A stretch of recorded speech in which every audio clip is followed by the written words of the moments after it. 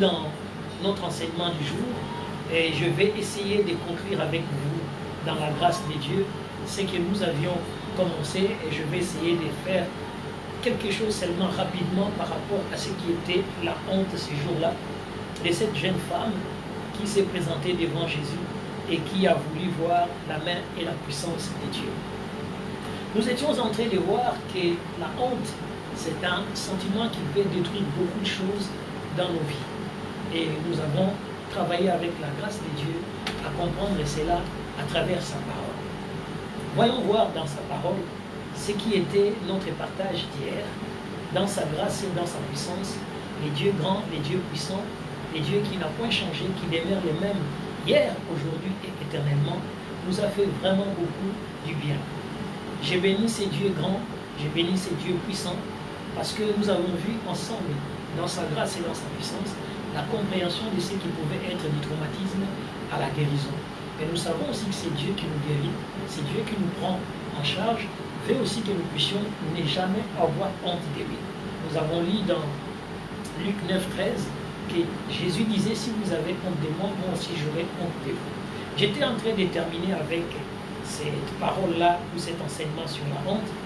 Je vous disais quelque chose, je disais qu'on va essayer de voir cette possibilité qui est la possibilité de comprendre la honte avant que j'aille dans le plus vif des sujets. Donc je vais tout simplement dire que la honte, toujours, elle n'est pas toujours aussi quelque chose de destructif, elle est aussi quelquefois constructive. Parce que quelque part, si nous avons honte de ce que nous avons fait et que nous avons décidé de ne plus les refaire, l'aspect positif de la honte, c'est que nous avons changé de comportement et nous changeons totalement de comportement. Je vous avais donné l'exemple de ces jeunes hommes, je vous ai dit, un enfant qui est surpris par un vigile, n'est-ce pas, qui est surpris par un vigile et en train de voler dans un grand magasin, ressentira la honte d'avoir commis un vol. Mais laquelle les mènerait à se sentir coupable, puis à se décider. En tout cas, il va se sentir coupable, mais il doit se décider. Si tout se passe bien, il va se décider de ne plus jamais voler dans le futur. Donc ça veut dire que cette honte qu'il a eue a créé quelque chose de positif, parce que l'enfant a dit non, je change totalement mon attitude. Mais la plupart des hontes que nous avons souvent, c'est la honte destructive. Nous les verrons dans les détails avec la grâce de Dieu. Mais aujourd'hui, retournons dans notre parole, parce que nous étions en train de voir la parole de Dieu, nous étions dans notre livre de Matthieu, où nous étions en train de voir ce que cette femme-là a fait. La femme, qu'est-ce qu'elle a fait à un certain moment? Nous avons remarqué que dans sa façon de vivre, dans Matthieu 26, là où nous étions, on a vu que cette femme-là, qui s'est approchée de Jésus, la Bible dit, une femme s'approcha de lui tenant un vase d'albâtre qui renfermait un parfum de grand prix, et pendant qu'il était à table, elle répandit le parfum sur sa tête. Nous avons parlé de la honte, pourquoi? Parce que nous avons dit, les disciples, la Bible dit, les disciples voyant cela s'indignèrent et dirent, à quoi bon cette perte? Bien aimé dans le Seigneur, c'est vrai que dans la vie de beaucoup d'enfants de Dieu, nous avons l'impression de perdre, nous avons l'impression, tout ce que nous accomplissons pour Dieu, on ne peut rien gagner, on ne reçoit rien. Mais la vérité est que tout ce que nous mettons pour Dieu, tout ce que nous donnons à Dieu, a toujours été récompensé. Cette histoire nous a amené à parler un peu de la honte hier et de vraiment voir ce que c'est la honte faisait dans la vie de beaucoup d'enfants de Dieu. J'y reviendrai peut-être sur cet enseignement de manière claire et nette parce que hier, apparemment, notre système n'avait pas vraiment très bien fonctionné parce qu'il y a eu des interruptions, il y a eu des moments où les enfants de Dieu ne savent pas si la vidéo les a donné totalement satisfaction parce que nous sommes dans un grand temps ou dans un moment où Dieu veut faire quelque chose d'agréable avec nous. Allons-y ce soir à comprendre quelque chose. Nous sommes ces jours-là, dans Matthieu 26, on nous dit 2 jours avant la Pâque. 2 jours avant la Pâque, cette histoire s'est passée de cette femme-là. Pourquoi 2 jours avant la Pâque? Aujourd'hui, nous allons parler vraiment de la Pâque parce que nous sommes totalement à l'intérieur de la Pâque. Parce que la Pâque a commencé le 8, en tout cas selon le calendrier hébraïque, judaïque que nous prenons en considération. Donc, cette Pâque-là qui a commencé le 8, c'est cette Pâque-là maintenant qui nous mène dans ces jours qui est le vendredi, que nous appelons dans un langage un peu spécial vendredi saint ou bien le vendredi de la mort de Christ. Mais ici, c'est 2 jours avant ces événements-là qu'on a vu cette femme qui a déjà préparé les sépulcres de Jésus-Christ en éloignant du parfum. Mais revenons dans notre étude de tous les jours, dans cette étude de la Pâque. Parce qu'il y a les Pâques et il y a la Pâque. Donc nous allons comprendre pourquoi est-ce qu'il y a les Pâques et il y a la Pâque. Donc, voyons voir avec la grâce de Dieu que Dieu nous aide ensemble, que nous puissions entrer dans cet élément qui est l'élément de la gloire et de la puissance de Dieu. Nous allons y aller ensemble. Je vais donner un enseignement, en tout cas un enseignement sur la Pâque, parce qu'il est important que nous puissions comprendre ce que Dieu veut faire avec nous, et sinon, ça serait très compliqué d'aller plus loin avec le Seigneur. Alors, la Pâque ou les Pâques, il y en a pour moi, j'ai répertorié ou j'ai voulu expliquer 3 Pâques. 3 Pâques. Parce que dans la parole de Dieu, on va voir la Pâque et on va voir une autre Pâque qui est 2, mais j'ajoute toujours à cette Pâque-là une 3e Pâque, que moi j'appelle souvent la Pâque juive, la Pâque chrétienne et la Pâque mondaine.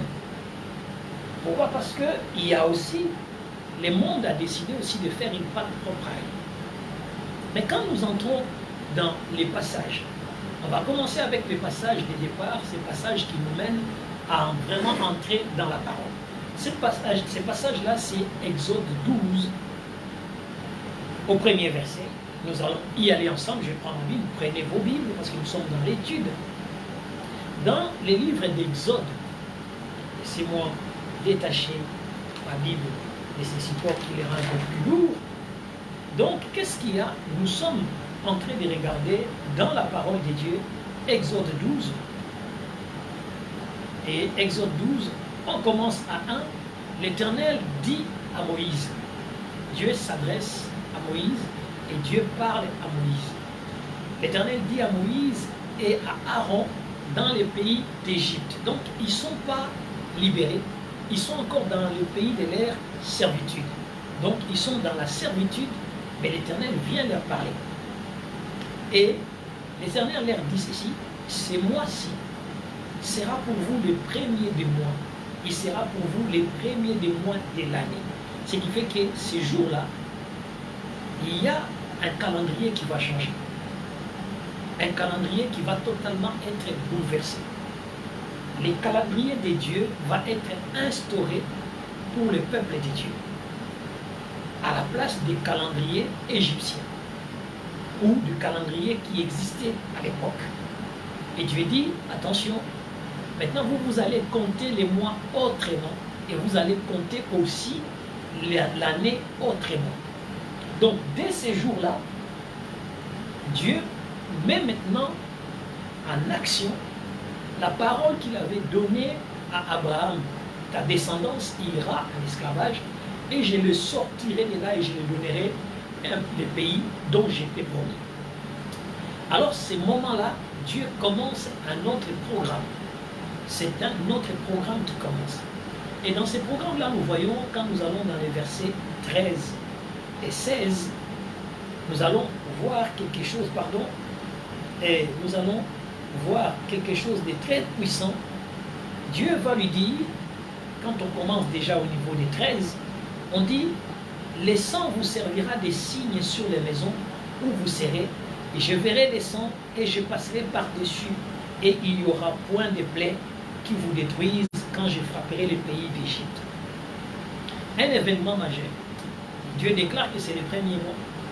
Mais Dieu dit aussi encore, il dit, dans les mêmes textes, il dit, les 10e jour de ce mois, on prendra un agneau pour chaque famille, un agneau pour chaque maison. Et l'historique est là. Et je prends ces textes-là dans l'historique parce que je veux que vous compreniez quelque chose avec le Seigneur. Qu'est-ce qu'il y a? Deuxième passage dont nous allons jouer dessus pendant que nous allons parler. Nous allons travailler sur Deutéronome aussi. Deutéronome 16, de 1 à 8. Deutéronome 16, de 1 à 8 dit, observe les mois des épis et célèbre la Pâque en l'honneur de l'Éternel ton Dieu. Observe les mois des épis et célèbre la Pâque. Vous voyez très bien, nous sommes dans la Pâque. Célèbre la Pâque en l'honneur de l'Éternel. Mois des épis que l'Éternel ton Dieu t'a fait sortir d'Égypte. Pendant la nuit, tu sacrifieras la Pâque à l'Éternel ton Dieu, des victimes des meuniers des gros bétails, dans les lieux que l'Éternel choisira. Donc on est dans un principe très simple, dans un principe de la célébration, où Dieu est en train. Donc il y a une festivité qui est créée, et cette festivité, nous la verrons même quand nous sommes dans notre texte de Matthieu 26. On va voir, la Bible dit, Matthieu 26, 17 à 19, il est dit ceci: les premiers jours des pains sans levain. Les premiers jours des pains sans levain. Les disciples s'adressèrent à Jésus pour lui dire: où veux-tu que nous te préparons les repas de la Pâque? Ici, nous comprenons une chose. De l'autre côté, on a demandé que l'agneau soit sacrifié. Mais ici, nous avons l'agneau lui-même. On prépare où est-ce qu'on doit célébrer, dans quelle maison où on doit commencer à travailler cet agneau. Où est-ce qu'on va le travailler? Donc ici, on voit que chaque maison avait pris l'agneau et qu'ils ont tué. Mais là, nous voyons que l'agneau, il y a déjà, on cherche une maison où on doit faire cette célébration de l'agneau. L'agneau pascal doit lui-même aussi participer à la Pâque. Alors, qu'est-ce qui se passe? Parlons-en un peu de manière claire. Dans les livres des Lévitique 23, 3 à 8, le Seigneur nous dit quelque chose de très puissant, parce qu'il nous montre comment cette célébration va être. Parce que les Lévitiques, c'est les rapports entre le peuple et Dieu. Donc c'est vraiment comment servir Dieu.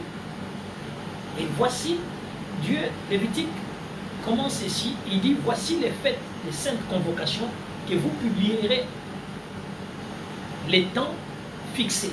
À leur temps fixé. Donc quand le temps sera là, vous allez le publier. Alors il dit le premier mois, donc il les rappelle que quand je vous ai sorti d'Égypte, j'ai fait pour vous un mois, et j'avais dit que c'était votre premier mois et c'était le premier jour. Mais qu'est-ce qui va se passer? Ces premiers mois-là, les 14e jours du mois, donc les mois d'Abib, qui tombent chez nous entre mars et avril, dans les calendriers grégoriens, parce que dans les calendriers juifs, c'est le mois d'Abib. Donc les 14 d'Abib va commencer entre les deux soirs, parce qu'il lit un soir, il lit un matin, comme je vous ai toujours dit. Ça ne commence pas les jours, mais ça commence les soirs. Alors, entre les deux soirs, ça sera la journée qui va se passer entre ces deux soirs-là. On va commencer la Pâque de l'Éternel. Mais il y a quelque chose que le Seigneur va dire. Il dit: attention, vous avez commencé les 15, vous avez commencé les 14e jours. Mais les 15e jours, donc ça veut dire les jours suivants. Les jours suivants, il va y avoir une autre fête, une autre célébration, qui est inclue dans la célébration de la Pâque. Mais cette célébration, c'est quoi? C'est la fête des pains sans levain à l'honneur de l'Éternel. Il dit la fête des pains sans levain à l'Éternel. Alors vous mangerez pendant 7 jours des pains sans levain. Pendant 7 jours, vous allez manger des pains sans levain. C'est vrai que nous sommes en train de regarder cet aspect pascal. Nous sommes en train de nous dire: mais Seigneur, qu'est-ce qu'on va faire?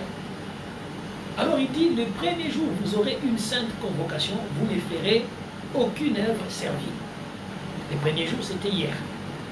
Si nous tenons compte de nos 7 jours de Pâques, les premiers jours, c'était hier. Donc aujourd'hui, ce que nous appelons vendredi saint, ou le soir où il fit livrer, c'est le jour où ils mangent les pains sans levain. Les pains sans levain à l'honneur du Seigneur. Donc, vous comprenez très bien, Jésus dira: je suis le pain de vie. Alors, ces pains-là est mangé vraiment un jour après le début de la Pâque. Donc, les 15e jour. Souvent, j'avais l'habitude de vraiment jouer avec certains de mes étudiants dans la parole du Seigneur, et on se disait quelque chose. Je disais: bon, si Dieu a choisi les 15e jours, C'est parce que quelque part, si nous faisons l'addition, les 1 plus 5, ça nous donne 6, et 6, c'est l'homme. Et cet homme-là, c'est pour les racheter, il faut les racheter par les mêmes nombres qui étaient les nombres du jour où il a été célébré, ou les jours où les nombres où Dieu l'a créé. Bon, ça c'est une parenthèse qui n'engage que moi-même. Donc, ce qui est important, c'est quoi? Il y a une autre dimension que nous devons comprendre. C'est cette dimension-là où le Seigneur dit, un jour après, il y a la fête des pains sans levain. Rentrons d'abord dans cette étude pascale. Allons étudier ensemble l'étymologie des Pâques. Parce qu'il n'y a pas d'enseignement. Vous n'allez pas comprendre quelque chose si vous n'allez pas vraiment prendre tout ce qui est l'enseignement nécessaire. À l'origine d'abord, c'est un mot hébreu. Et ce mot hébreu, c'est Pessa. C'est Pessa, dont la racine semble être la même que le verbe passer. Donc, il est employé dans les livres d'Exode. Quand Dieu déclare, je passerai par-dessus et le fléau destructeur ne vous atteindra pas. Pourquoi? Parce que Dieu dit, je passerai par-dessus. Donc c'est ça ce qu'on appelle Pessa, c'est Dieu passe au-dessus, par-dessus. Ça veut dire que voilà, le destructeur est là, mais moi je serai au-dessus du destructeur pour protéger vos maisons.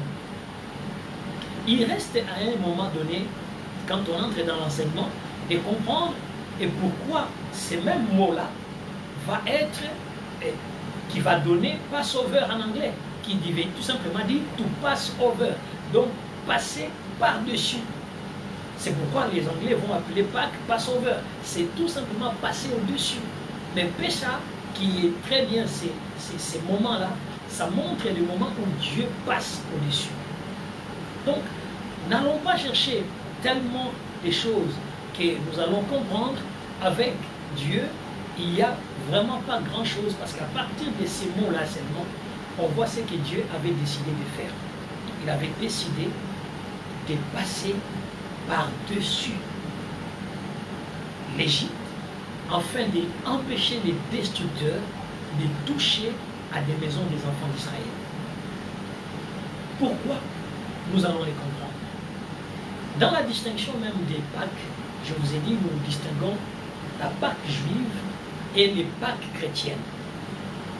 Les Pâques chrétiennes, parce que chez les chrétiens, nous disons, on avait l'habitude d'ailleurs, quand on parle de la Pâque, c'est qu'on parle de la Pâque juive.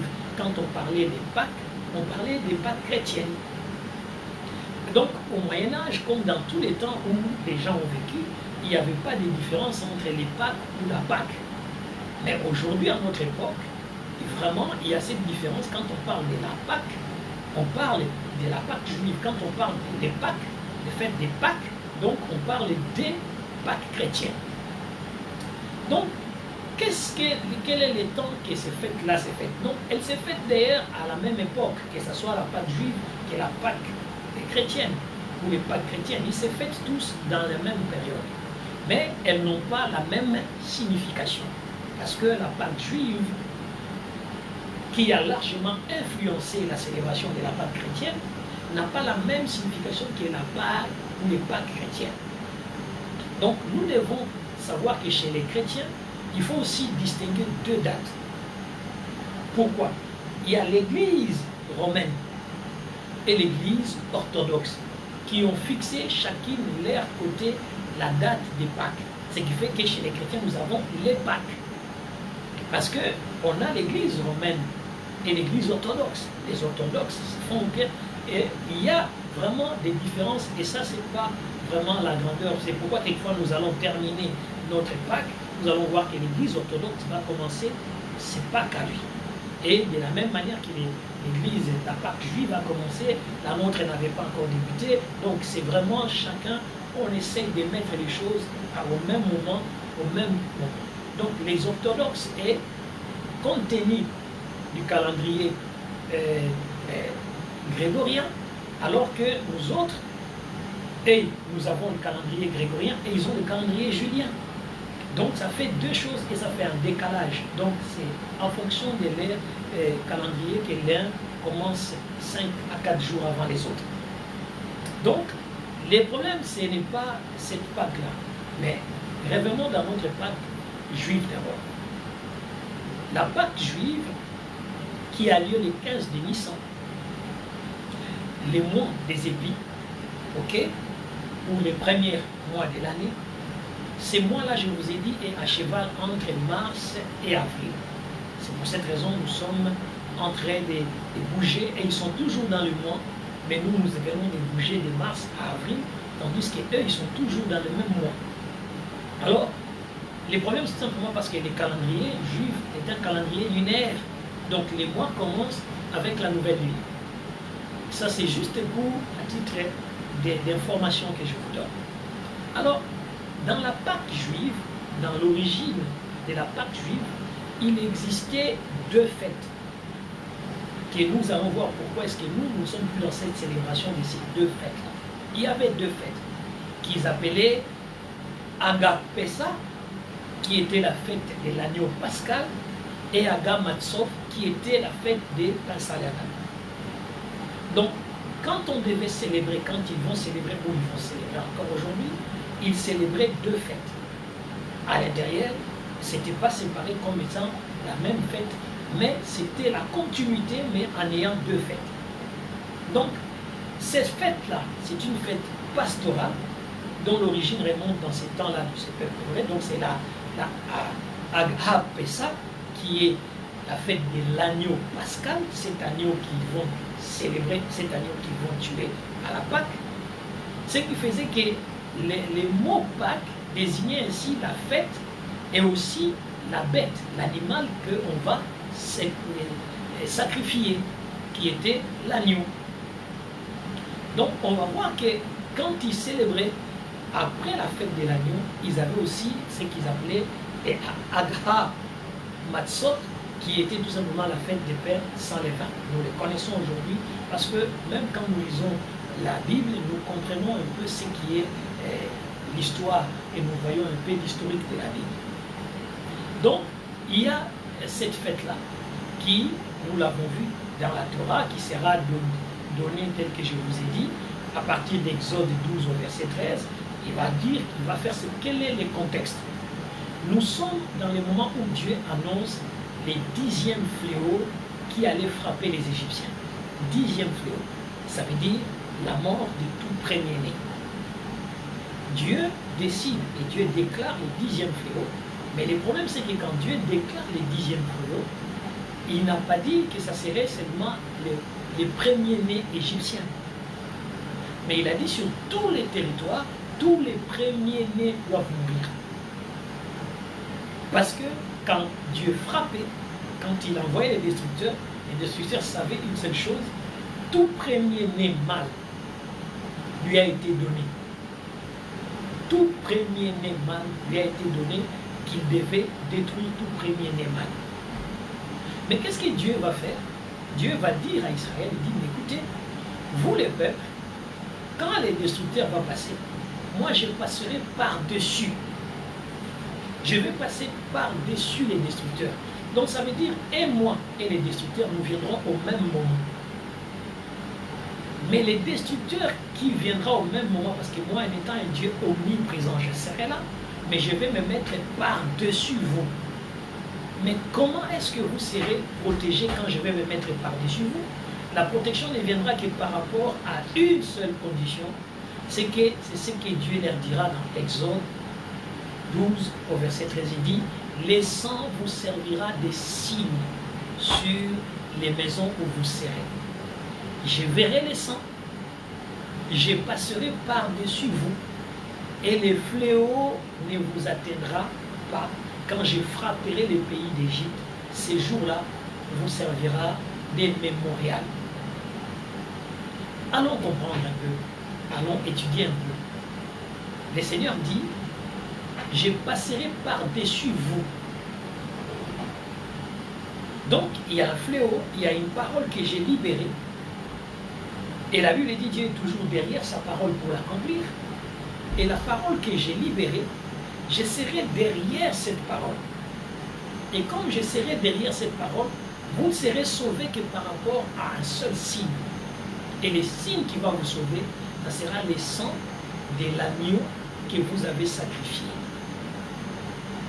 Et vous allez sacrifier cet agneau parce que vous allez mettre le sang de cet agneau sur vos maisons comme signe qui montre que dans cette maison, il y a quelque chose de Dieu qui est dedans.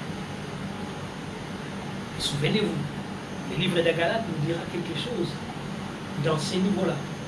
Galates dira, désormais plus personne ne me fasse du mal parce que je porte sur moi le sceau du Christ. Et le sceau du Christ, c'est le sang. Donc on commence déjà à voir que la Pâque qui est célébrée, cette Pâque-là va avoir vraiment des symboliques très forts. Dieu dira ceci dans Deutéronome 16, 3, il dit, tu ne mangeras pas du pain sans levain pendant 7 jours. Tu mangeras du pain sans levain, du pain de misère, car c'est à la hâte que tu es sorti du pays pour te souvenir tous les jours de ta vie du jour où tu es sorti d'Égypte. Ce qui faisait que ça créait deux fêtes. D'abord, la protection de Dieu à travers l'agneau et en même temps, la sanctification du peuple par les pains qui manquaient la corruption du levure. Donc les levures n'étaient pas mis dans les pains. Vous allez manger un pain qui n'a pas été totalement à maturité. C'est un pain qui n'a pas atteint la maturité parce qu'il n'a pas gonflé dès que vous l'avez fait. Il ne gonflera pas parce qu'il n'y a rien dedans, mais puissez-les sans qu'il puisse avoir des gonflements, mais qui restent purs. Nous verrons avec la grâce de Dieu comment nous allons sortir et comprendre ces choses. C'est que la Pâque juive est donc devenue la célébration de la libération du peuple hébreu. Et c'est ce qui est d'abord. C'est la célébration des peuples hébreux qui vont sortir de l'Égypte, de la maison de la captivité ou de la maison de la servitude. Une libération. C'est en même temps la traversée de la mer Rouge qui sépare le pays de la servitude de la terre promise, qui va commencer. Une libération qui montre cette traversée. Et cette traversée, c'est aussi le passage de l'esclavage à la liberté. Donc, on passe d'une étape à la liberté et en même temps, c'est la renaissance d'un peuple. Et comme d'ailleurs, nous pouvons voir, il est célébré au printemps comme le printemps et la renaissance. Mais maintenant, il y a quelque chose, cette Pâque-là, c'est quoi? C'est tout simplement le triomphe de la liberté sur l'esclavage. Je dis bien, le triomphe de la liberté sur l'esclavage. L'esclave en Christ est un homme libre. L'esclave en Christ est un homme libre. Et cette liberté est célébrée et cette liberté est vécue. Donc la Pâque, c'est la fête de la libération. C'est la fête de la liberté. En tout cas, la Pâque juive, c'est un symbole de dire je suis libre. Je ne suis plus dans la servitude. Je ne suis plus dans les condamnations. Nous-mêmes aussi, enfants de Dieu, nous pouvons crier Alléluia. C'est aussi la même chose pour nous. La fête des Pâques, c'est vraiment la libération. Jésus nous a libérés des ordonnances qui nous condamnaient. Il a brisé ces ordonnances à la croix. Il a détruit ces ordonnances. Et il nous a donné la liberté. Donc on voit que les deux fêtes, que ce soit les Pâques chrétiennes ou la Pâque, vont aller tous dans un esprit d'abord de libération. Libérer ce qui était enfermé. Libérer moyennant un sacrifice. Et ce sacrifice qui est accompli, c'est un sacrifice qui t'amène à la liberté. Et allons-y, voyons voir. Maintenant, aujourd'hui, les Juifs vont faire. Pourquoi j'ai dit cette partie? C'est juste parce qu'après avoir discuté avec des rabbins et puis des maîtres des cérémonies de la Pâque juive, cet aspect des choses a tiqué en moi et cet aspect des choses a vraiment parlé à l'intérieur de nous. Aujourd'hui, on sait qu'il y a une chose qui s'est faite, c'est que les Juifs font une célébration familiale les premiers soirs. Donc, les premiers soirs, ils font une célébration familiale. Aujourd'hui, tel que nous parlons. Et cette célébration, ça s'appelle les Seder. C'est les Seder. Mais si aujourd'hui, ils ne sacrifient plus l'agneau pascal, mais les pains sans levain et les vins occupent toujours une place essentielle. pain sans levain et le vin. Ils occupent toujours une place essentielle. Pourquoi? Pas question d'avoir du levain chez soi et encore moins d'en manger pendant les 7 jours qui suivent la célébration des Pâques. Les peuples hébraïques sont encore en train d'observer de ne pas mettre les pains avec les vins dans leur maison. Donc, les levains ne peuvent pas entrer. Les levains ne peuvent pas être à table. Les levains ne peuvent pas même entrer dans quoi que ce soit. Donc, même si on ne sacrifie plus, parce que quelque part, s'il ne sacrifie plus, nous, en tant qu'enfants de Dieu, de la nouvelle génération, de la nouvelle alliance, nous pouvons comprendre qu'il ne sacrifie plus parce qu'il y a eu un seul sacrifice, et ce seul sacrifice, c'est Jésus-Christ. Et le seul sacrifice qui est Jésus-Christ n'a pas enlevé la possibilité de ne pas être dans la position de sans levain. Et nous verrons avec la grâce de Dieu, c'est que Dieu va nous amener aujourd'hui dans une compréhension vraiment, puisque aujourd'hui, si nous regardons très bien qui ça a commencé, nous sommes les jours de la fête des pains sans levain. Nous sommes dedans les pains sans levain. Et sur la table, écoutez bien, sur la table, parce que quand on m'explique la fête par l'élément que j'ai discuté avec les rabbins, quand il explique la fête, j'ai compris une autre dimension biblique. Il dit ceci: sur la table, on réserve une coupe de vin au prophète Élie. On réserve une coupe de vin au prophète Élie. On appelle ça Kos Eliaou, parce que c'est le nom d'Élie. Donc, Kos Eliaou. Et c'est le Seder, il y a les Kos Eliaou, c'est-à-dire que qu'est-ce qu'il fait? On dit qu'il tient un rôle particulier car l'Ancien Testament raconte qu'il est monté au ciel. Donc dans la Torah, il est monté au ciel sur un char de feu. Qu'est-ce qui se passe? Comprenez maintenant la dimension. Il y a les Seder, ils sont dans la famille, ils ne vont pas sacrifier l'agneau pascal, parce que pour nous, en tant qu'enfants de Dieu, nous savons que l'agneau pascal a déjà été sacrifié une seule fois, on ne peut plus le sacrifier. Mais la fête des pains sans levain est toujours célébrée chez eux, mais nous, on va les célébrer autrement.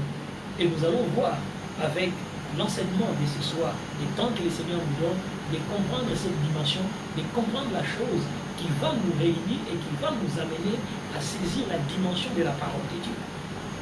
Voilà. Cette coupe est une façon de souhaiter la bienvenue à Élie, ou bien même à son prochain. Ça veut dire que nous laissons cette coupe-là pour que toute personne qui pourra entrer, parce que traditionnellement, la porte d'entrée est ouverte ce soir-là pour accueillir. Parce que dans toutes les maisons hébraïques, on laisse la porte ouverte parce que Dieu avait dit, si la maison est petite et qu'il y a plus de repas, que les voisins entrent et qu'ils viennent manger.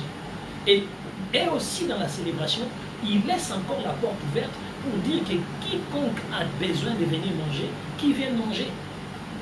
Bon, dommage avec cette époque de coronavirus, on ne sait pas comment ça va se passer et comment ça se ferait, parce que nous ne sommes pas censés nous déplacer pour aller dans des maisons et manger avec les autres. Parce que normalement, la célébration, c'est vraiment le partage. La célébration, quand il y a fête, on laisse la porte ouverte parce que pour que tout le monde vienne fêter avec vous, c'est qu'on lance une invitation en laissant la porte ouverte. Et ça, c'est ce qui devait se faire. Mais maintenant, regardons ce que nous, maintenant, ces premiers jours peut être pour nous quelque chose de grave que nous devons saisir et nous devons comprendre. Voilà. Venons maintenant dans cette parole. Qu'est-ce que Jésus dit? Je vous ai très bien dit, il pose un verre de vin à l'honneur d'Élie. Et les disciples, à un certain moment, vont dire à Jésus, nous savons qu'Élie reviendra. Et vraiment la connaissance qu'il est monté. Donc, il est monté, il a été pris, donc il reviendra. Et nous savons que Jésus est monté et il reviendra. Voilà les concepts. Voilà qu'il n'y a pas de différence entre ces deux concepts, mais il y a tout simplement un traditionnalisme qui est en train de s'affronter avec les renouveaux. L'ancienne alliance a tendance à résister à la nouvelle alliance. Mais pourtant, l'alliance de Dieu reste la même alliance. Mais voilà ce que Jésus va nous dire par rapport à ce que nous devons faire à la fête des célébrations des pains sans levain. C'est que pendant 7 jours, nous devons observer cette parole de l'apôtre Paul qui nous dit dans les livres de 1 Corinthiens 5, de 6 à 8, Paul dit ceci: faites disparaître le vieux levain, afin que vous ne soyez une pâte nouvelle.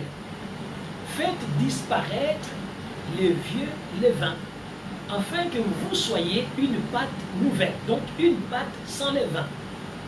Puisque vous êtes sans levain, il dit, puisque vous êtes sans levain, Christ, ou car Christ, notre Pâque, a été immolé. Maintenant, comprenons cela. Dans le verset 8, il dit ceci: célébrons donc la fête, non avec du vieux levain, non avec un levain de malice et de méchanceté, mais avec les pains sans levain de la pureté et de la vérité. Alléluia, gloire à Jésus.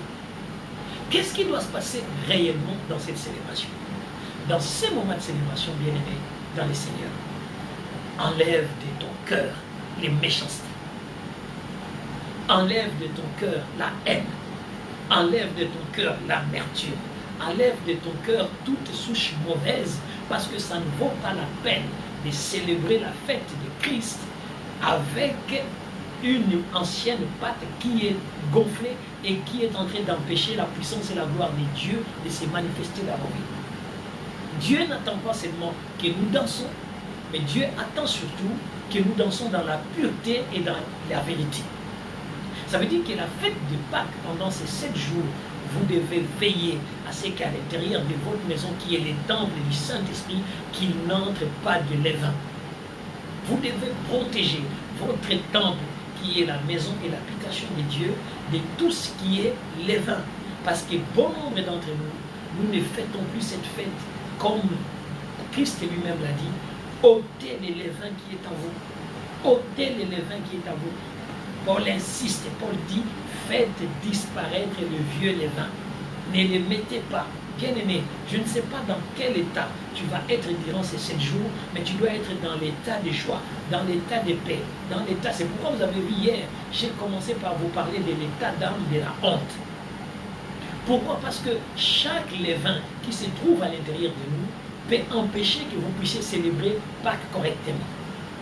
Peut empêcher que Pâques soit correct avec vous. Parce qu'on a dit: car Christ, notre Pâques, a été immolé.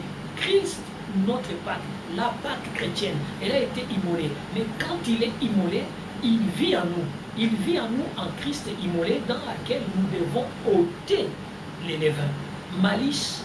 Vous savez, souvent dans notre façon de nous comporter, dans notre façon d'être, et surtout pendant cette célébration, parce que nous sommes dans la fête de la pureté et de la vérité. Parce que c'est une fête qui vient nous purifier, c'est une fête qui vient nous ôter dans tout ce qui était élément mauvais. Nous devons ôter tout ce qui est mauvais à l'intérieur de nous. Bien-aimé, j'insiste, je suis en train de dire à quelqu'un: commence maintenant, pendant ces 7 jours, mets-toi en jeûne des mauvaises pensées. Mets-toi en jeûne. Ça veut dire quoi? Quand on se met en jeûne, c'est qu'on a enlevé quelque chose qui devait être nécessaire dans la fabrication du pain, mais on l'a ôté parce qu'on ne veut pas qu'il puisse corrompre les pains. On ne veut pas, parce que de toutes les façons, ça s'appelle aussi pain avec enzymes. Donc ça veut dire que ces enzymes sont des microbes. On enlève ces microbes qui ont comme élément celui de faire gonfler la pâte. C'est lui de faire changer. Mais regarde-toi, regardons-nous, bien-aimés dans le Seigneur, combien de levains gardons-nous? Ces vieux levains qui est à l'intérieur de nous, ces vieux levains qui est assis en nous. Mais comment irons-nous à célébrer Christ avec le vieux levain? Comment pourrons-nous célébrer ce Dieu grand et ce Dieu tout-puissant? Parce que Christ étant notre Pâque, nous devons enlever le vieux levain. Il faut que ce soit la Pâque de la pureté et de la vérité. C'est vrai, vous êtes où nous sommes en confinement. Mais en confinement, c'est le moment encore de faire beaucoup de bien tout autour de vous, de veiller à ce qu'il n'y ait ni querelle, ni dispute, ni quoi que ce soit dans votre maison, dans les moments de cette célébration.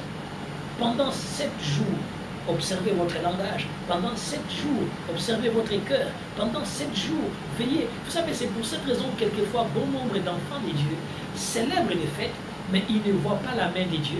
C'est parce que quelque part, il y a ce manque d'enseignement qui fait qu'on est dans la fête des Pâques, mais avec la haine.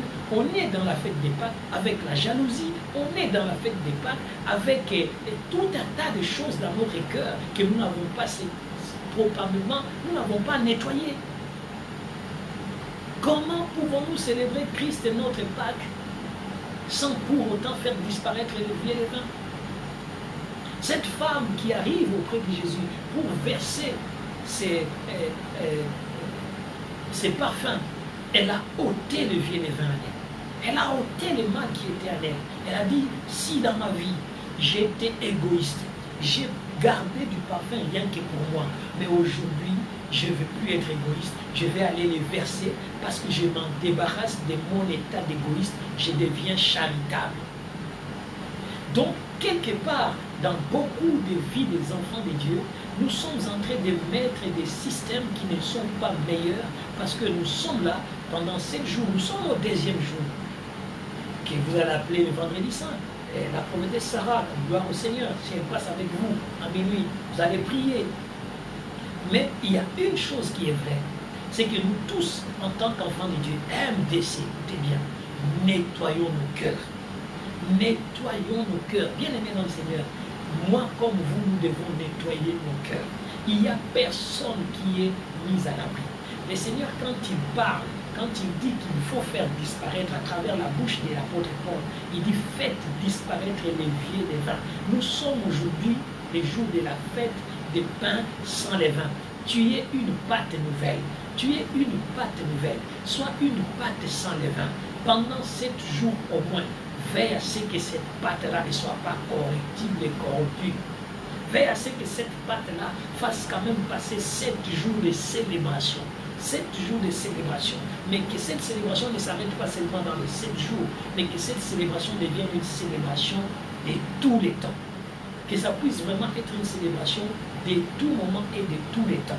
Que nous soyons des enfants capables de célébrer Dieu et de le célébrer convenablement.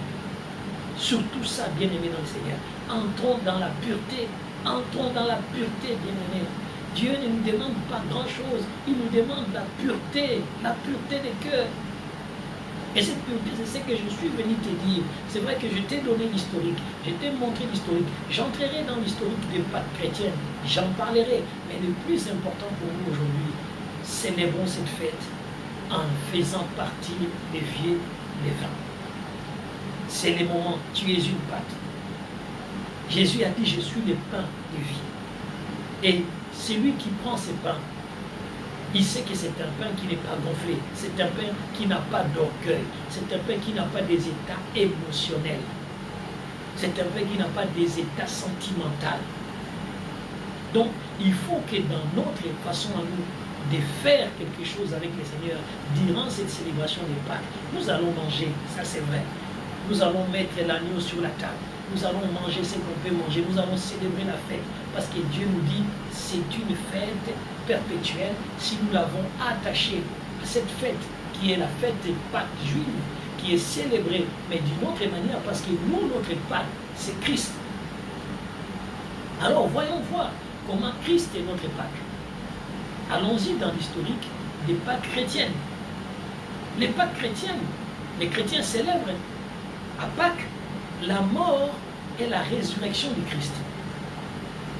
Donc, nous n'avons pas l'agneau qui est mort et qui a été mangé sans être ressuscité. Nous avons l'agneau qui a été mangé non pas par les hommes, mais qui a été mangé par le Créateur lui-même, afin de donner la paix aux hommes. Et ce que Dieu mange ne disparaît pas, il vit. Oh, ce que Dieu consomme vit. Si Dieu est en train de te consommer par la puissance du Saint-Esprit, c'est que la vie augmente en toi.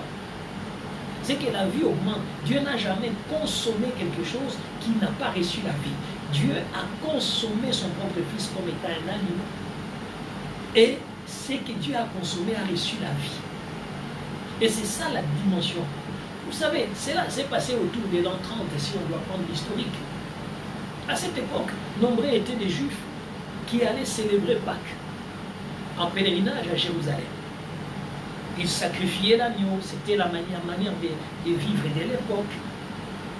Mais Jésus va aussi faire ces pèlerinages-là. Et c'est pour cette raison que nous allons parler de l'entrée triomphale de Jésus-Christ à Jérusalem. Parce que Jésus va dire, moi aussi je suis loin, je vais aller célébrer Pâques.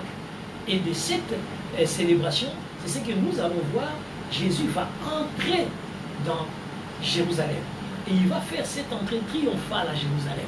Parce qu'il est venu lui aussi pour célébrer cette fête. Et quand il vient célébrer cette fête, il est lui-même l'agneau de cette fête. Il est lui-même l'agneau. Parce qu'il vient le célébrer, mais il est lui-même l'agneau. Parce qu'il sera à l'intérieur. Parce qu'à un certain moment, dans des calculs, dans des systèmes, quand on calcule, on va comprendre que même la résurrection du Christ a fait que les 7 jours de la Pâque n'étaient pas encore finis. Donc, qu'est-ce qui se passe? On voit que Jésus est venu. Et pendant qu'il vient célébrer la fête, pendant qu'il entre à Jérusalem, comme notre Seigneur ne s'était jamais, notre Seigneur a parlé. Et notre Seigneur a dit des choses. Il est rentré pour célébrer, mais tout en proclamant et en disant des choses. Souvenez-vous, Jésus rentre dans Jérusalem et tout le monde l'accueille. Mais la première des choses que Jésus fait, c'est quoi? Il va détruire les vendeurs dans les temples. Il va détruire les vendeurs dans les temples. Et donc, quand il entre, tout le monde a crié Hosanna, fils de David, tout le monde a chanté pour lui, les peuples criaient. Matthieu 21, 9 nous dit ceci, ceux qui précédaient et ceux qui suivaient Jésus criaient Hosanna au fils de David, béni soit celui qui vient au nom du Seigneur, Hosanna dans les lieux très hauts. Matthieu 21, 9 nous le dit. Mais regardez, quand Jésus entre, il est bien accueilli. Mais quand il détruit et qu'il leur dit, ma maison ou la maison de mon Père sera appelée maison de prière, les principaux sacrificateurs vont changer d'idée. Dans 21, Matthieu 21, 15, on nous montre que ça ne les a pas plu. On nous montre que l'entrée fréquente de Jésus, son pèlerinage qu'il va faire à Jérusalem pour célébrer la 3e Pâque avec ses disciples, parce qu'il a eu 3 ans avec ses disciples, et là il va faire 3 Pâques, il est au niveau du 3e Pâque, et ce qui est aussi symbolique, parce que Jésus n'aura que 3 Pâques. La première qu'il va célébrer, ça sera la Pâque de la blessure, et la deuxième qu'il va célébrer, c'est la Pâque des bandages, et la 3e, ça sera la Pâque de la résurrection. Donc on voit que cette Pâque-là, que Jésus va venir, qui est la Pâque de la résurrection, parce qu'elle a eu dit les premiers jours, il vous blessera, le 2e jour, il bandera vos pieds, et le 3e jour, vous ressusciterez avec nous, vous serez guéris. Mais regardez maintenant quelque chose. La Bible dit dans Matthieu 21, 15, mais les principaux sacrificateurs et les scribes furent indignés à la vue des choses merveilleuses. Ils ne sont pas indignés des choses mauvaises. Ils sont indignés des choses merveilleuses qu'il avait faites. Et des enfants qui criaient dans les temples, Hosanna, fils de David.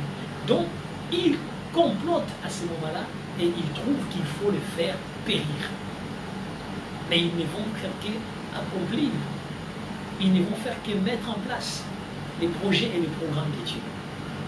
Et c'est ce qui va, à un certain moment, que nous ne devons pas perdre de vue, que Jésus est allé célébrer la Pâque juive pour que lui-même maintenant devienne la Pâque des chrétiens. Et si on l'appelle les Pâques, c'est tout simplement parce qu'il y en a plusieurs chez les chrétiens en fonction de notre célébration.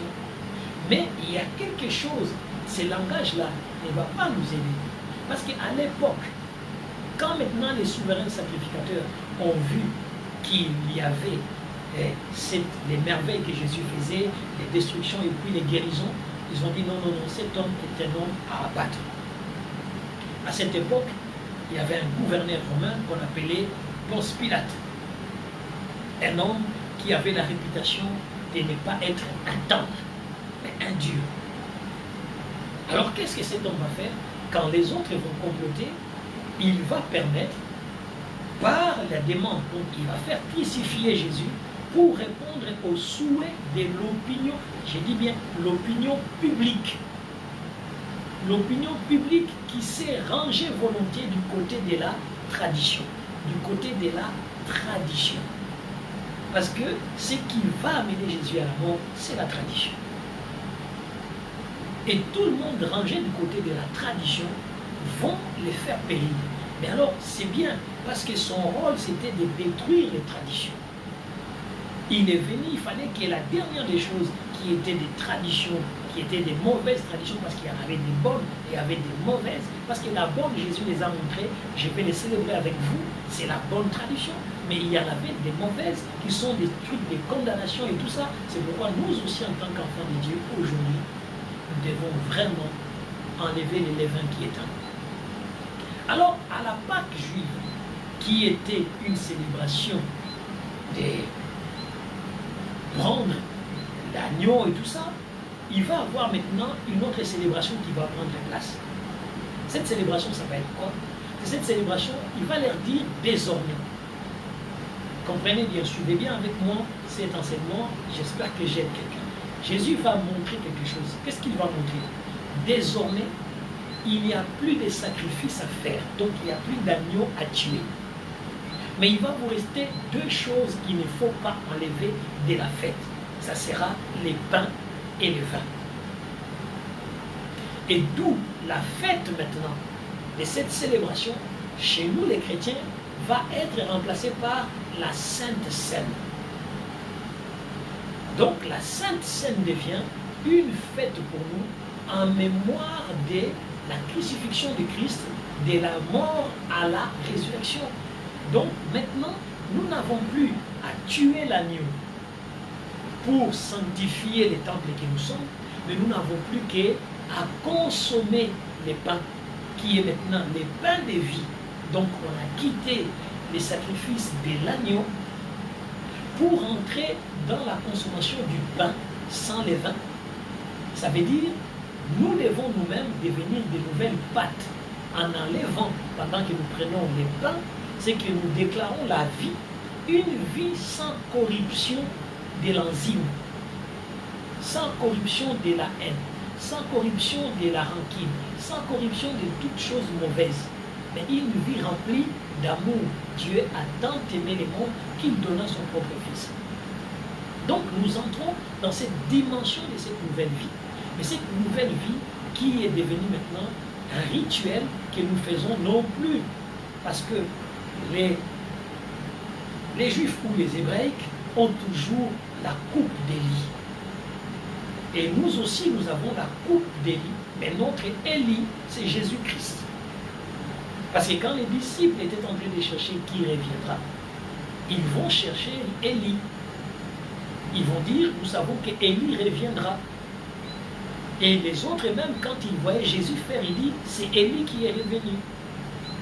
Mais donc, on comprend cette dimension de la parole de Dieu. Donc maintenant, les derniers repas que Jésus a partagés avec ses disciples, à la veille de son arrestation, c'est devenu le principal rite chrétien de la Pâque.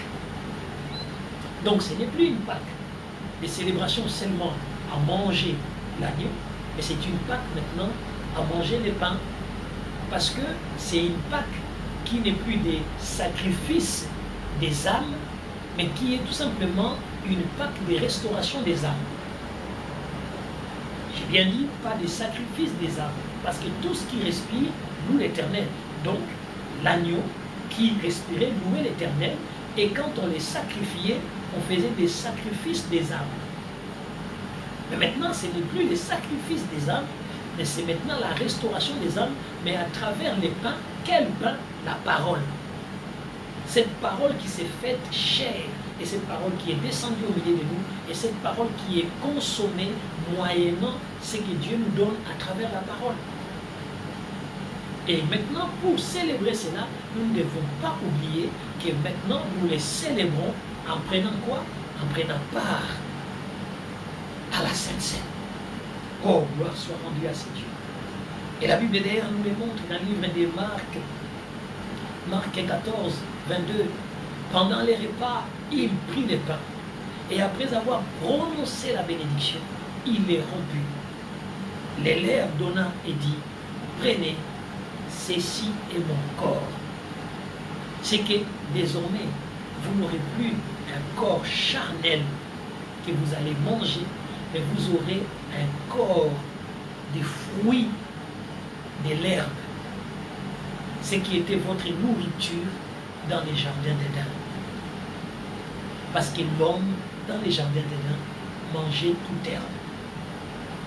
Donc maintenant, je vous ramène avec moi dans les jardins d'Éden, les lieux de votre joie, où vous n'allez plus consommer la viande, mais vous allez consommer les fruits de l'herbe. Parce que les blés viennent de l'herbe. Donc, la nourriture de départ que le peuple de Dieu mangeait, que Adam et Ève mangeaient dans les jardins d'Éden, ce n'était pas la chèvre, ce n'était pas l'agneau. Ils mangeaient toute herbe. Et Jésus dit, voilà, vous allez retourner à la position de manger de l'herbe. Et cette herbe, vous allez les consommer à travers les fruits de l'herbe. Et c'est ça la grandeur et la puissance de Dieu. C'est qu'il n'y a plus de consommation des âmes. Il n'y a plus la destruction des vies. Mais il y a tout simplement la restauration de la vie. Parce que nous ne devons plus détruire des vies pour recevoir la vie. Mais nous devons tout simplement consommer la parole qui est devenue ce pain afin de recevoir la vie. Parce que tenez bon, ce n'est pas le sang qui donne la vie, mais c'est le pain qui donne la vie. Parce qu'il dit, prenez ceci et mon corps. Puis il prit la coupe et rendit grâce, il leur donna en disant, buvez-en tous, il leur dit, ceci est mon sang, le sang de l'alliance. Le sang n'est pas autre chose que l'alliance. Le sang de l'alliance. Mais le corps qui est le pain, ce n'est plus la chair, mais c'est la parole. C'est la parole. Et quand vous prenez la parole, vous êtes restauré en retournant dans la nouvelle alliance qui est l'alliance du sang. Donc, quelque part, la grandeur et la puissance de Dieu dans cette célébration des Pâques, cette scène va garder maintenant, il garde quand même cette influence juive. Pourquoi? Parce qu'il y a les pains et les vins. Et il y a toujours la coupe d'Élie, l'Écosse et l'Aïon. Élie-nous pardon. Donc il y a toujours la coupe. Et c'est pourquoi Paul dira, la coupe que nous partageons, c'est la coupe de la bénédiction, qui est Christ. Donc, dans une dimension quelconque, et peut-être avec ces temps que Dieu nous a donné pour qu'on puisse partager la parole, j'ose croire que quelqu'un a saisi une dimension puissante. Nous ne mangeons plus la chair, mais nous sommes retournés par la puissance de Jésus-Christ à la stature parfaite du premier Adam. Parce que le premier Adam ne mangeait pas la chair, mais le premier Adam avait été destiné à manger toute herbe que la terre produira. Et nous aussi, le Seigneur nous dit, désormais, toute herbe que la terre produira, vous allez manger ses fruits. Et les fruits de cette herbe, c'est Christ et Jésus, qui est le pain de la vie, qui vient restaurer ce qui était abîmé, qui vient amener de la subsistance. Imaginez, bien-aimés dans le Seigneur, et nous ne sommes plus appelés à tuer, parce qu'il fallait tuer. Mais quand on regarde même la déclinaison de la fête, même chez nos frères juifs, on voit que cette déclinaison est entrée déjà dans la position de Christ, parce qu'il n'y a plus de sacrifices d'agneau, mais il y a tout simplement cet esprit de partage, où la porte est ouverte, donc c'est-à-dire la dispensation de l'amour. La dispensation de l'amour. Donc, dans cette célébration, nous devons donner de l'amour. Et pour donner de l'amour, nous devons nettoyer notre cœur de tout ce qui est haine, de tout ce qui est mauvaise pensée, de tout ce qui est des langages qui vont détruire nos maisons, surtout dans ces moments de confinement. Nous devons avoir un très bon langage pour que la maison soit totalement une maison de paix. Nous devons avoir des très belles des initiatives, de laisser une porte ouverte pour que tout le monde se recueille, que tout le monde soit totalement dans la joie. Mais pas une porte des maisons, mais la porte des cœurs. Notre cœur à nous doit être ouvert. Notre cœur à nous doit être un lieu reposant. Notre cœur à nous doit être un lieu qui porte la vie. Et cette vie, nous la puissons. Donc aujourd'hui, la mort de Jésus est célébrée le vendredi saint. Nous sommes là. C'est ce vendredi-là. C'est ce vendredi saint. Mais le vendredi saint est en train d'être le premier jour. Donc il suit le 14e jour, c'est le jour des fêtes de pain sans levain. Or, c'est maintenant, Christ est en train de nous rappeler, écoutez, j'ai vaincu le monde parce qu'à l'intérieur de moi, il n'y avait aucune corruption. Et vous aussi, qu'on ne trouve pas de corruption dans votre cœur, qu'on ne trouve pas de corruption dans votre âme, qu'on ne trouve pas ces états émotionnels qui sont la dépression, l'amertume, tous ces états émotionnels qui, avec la grâce de Dieu, nous devons continuer à vraiment parler de là et de voir chaque état dans sa position, en tout cas tant spirituelle que biblique, afin d'être des enfants armés, capables d'affronter la vie, d'être des disciples accomplis. Que les dieux grands, les dieux tout-puissants, qui a permis que nous puissions avoir cet instant et de comprendre que Jésus est ressuscité le 3e jour, c'est-à-dire pour nous, les Pâques chrétiennes, ça sera les dimanches. Donc les dimanches, aujourd'hui, il y a célébration de la mort. Donc la reconnaissance de la mort du Christ. Mais quelle mort? C'est celui de faire en sorte que nous-mêmes, nous puissions faire mourir les vieux et les vains, afin que la naissance du nouveau puisse apporter beaucoup de bien. Le Nouveau Testament donne alors à la Pâque juive un nouveau sens. Un nouveau sens de la Pâque. La résurrection est l'annonce d'une vie après la mort. C'est l'annonce d'une vie après la mort. Donc en même temps, la croix devient alors le signe du passage de la vie de servitude à une terre promise. Voilà, c'est que eux, ils sortaient de la servitude par les symboles qu'ils avaient mis dans les mains pour aller dans la terre promise. Mais nous maintenant, la croix devient le signe de passage de la vie de servitude à une terre promise qui est la vie éternelle et une vie libre. Notre terre promise, c'est la vie céleste. Notre terre promise, c'est la vie céleste. Mais pendant que nous sommes sur la terre, vivons une vie normale, vivons une vie qui amène la gloire et la puissance de Dieu à se manifester. Aimons-nous, travaillons dans l'amour, soyons disponibles à donner de la joie à quelqu'un. Une vie correcte, une vie où nous avons mis de côté tout ce qui est mauvais grain. Nous prenons ces grains qui n'est pas nécessaires dans nos vies, nous les balançons loin de nous. Nous les balançons loin de nous. Bien aimé, balance cela loin de toi, mais cela loin de ta maison. Comprends maintenant ce que le Seigneur est en train d'attendre de nous, ce que le Seigneur veut vraiment faire avec nous. Les dieux grands, les dieux tout-puissants veulent que tu puisses célébrer la bonne Pâque. La bonne Pâque, pas cette Pâque orthodoxe, pas cette Pâque. Quand je parle maintenant, j'ai souvent parlé de la Pâque mondaine. La Pâque mondaine, c'est ça les œufs. C'est la Pâque où maintenant vous distribuez les œufs. C'est la Pâque mondaine. Où est la place de cette Pâque? Où sont les œufs? Les œufs symbolisent quoi? Nul des moi d'aller détruire la bonne sémence de l'enseignement qui vous est donné par des choses qui sont là, qui mettent des choses en correct, parce que vous pouvez donner beaucoup des œufs à vos enfants, mais si vous ne les avez pas donné l'amour, si vous n'avez pas eu un cœur correct, qu'est-ce que vous avez donné? Vous n'avez rien donné. Faites-nous rechercher les œufs à gauche et à droite, mais dans la haine, dans les discordes, rien d'intéressant. Donc, faites attention. De quelle Pâque célébrez-vous? Il n'y en a que deux qui sont devenus un. La Pâque juive est devenue Christ. Il n'y en a pas d'autre. Et il n'y en aura pas d'autre. Dieu lui-même a fait que Jésus-Christ, en célébrant la Pâque juive, 3 fois, il l'a consommé dans ces 3 dimensions que moi j'appelle les temps des blessures, les temps des bandages et les temps de la libération. Et ce sont ces 3 temps que Dieu va faire que dans son ministère de Jésus-Christ, il ne fera que 3 années, qui sera l'image de ces 3 jours. Parce que souvenez-vous, un jour pour Dieu peut être 1000 ans pour l'homme. Donc, il y a la possibilité et la puissance de Dieu qui est mise dans cet événement,